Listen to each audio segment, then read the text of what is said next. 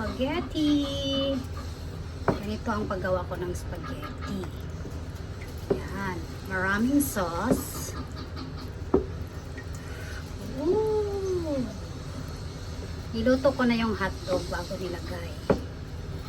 Yan. So, natilawan na ni sa ako ang food critic sa birthday boy. Kung okay na ba ang sauce para sa iya. Yan. Okay. Yan, di ba? Lami. Oh. Kalami ah. Oh, see? Meatier, creamier, and super sarap. O, diba? Mekos-mekos ko na ito para sobrang sarap. Yan. Diba? Lagi. Kana siya. Pildi ang mag-diet ani nga panahon. Diba? Ooh, pildi ang mag-diet.